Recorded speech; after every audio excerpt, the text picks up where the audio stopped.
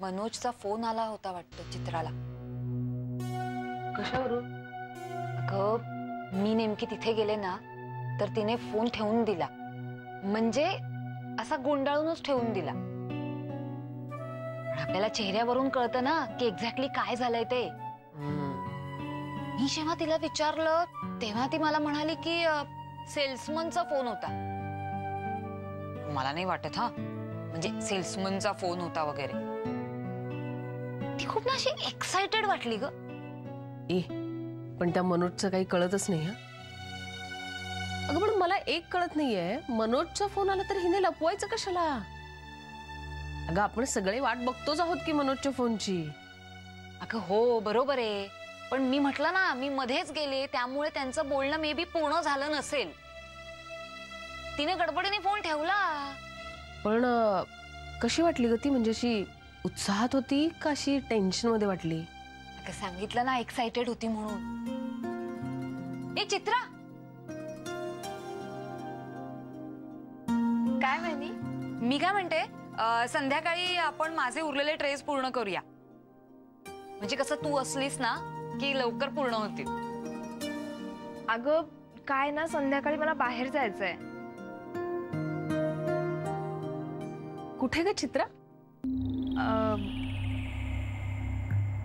गावावरून माझी एक मैत्रीण आली आहे ना, तिलाच भेटायला.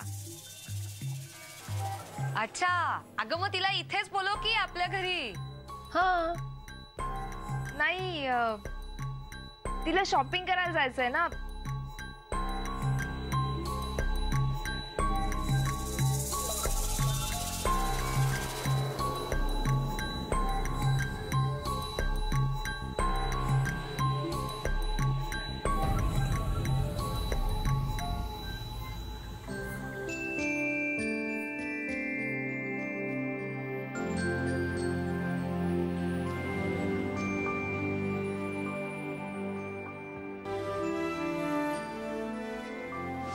पण आता घरात वावरायला आणि बाहेर जायलाही तिच्याकडे काहीच कपडे नाहीयेत.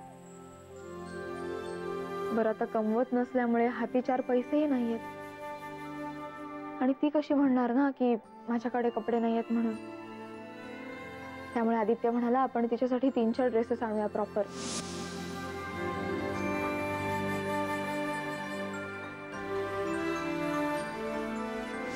हे पण माई खरंच. चित्राचं मन तिला न समजता जपायला हवं आपण.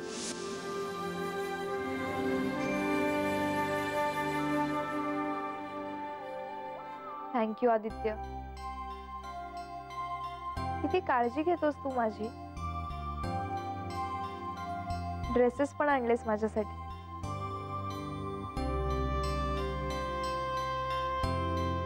आणि मला वाईट वाटू नये म्हणून जणू काही माईंनीच आणलेत असं दाखवत माईंच्या मार्फत माझ्याकडे पाठवले. Very sweet.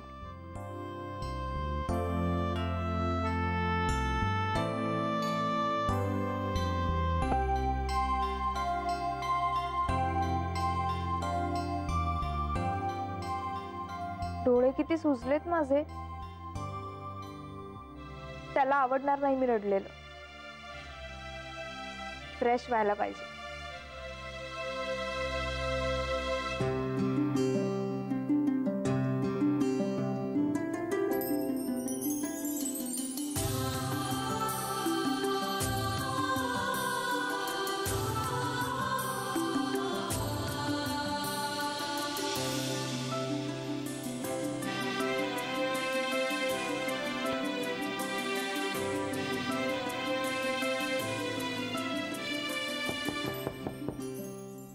कोण आहे? मेघना. अगं हे काय करतेस तू? अगं काय नाही, रडून रडून डोळे सुजले होते. आणि कुठे जाताना किती वाईट दिसेल ना ते. कुठे बाहेर निघाली आहेस का? हो. मी आलेच आता ओंढून.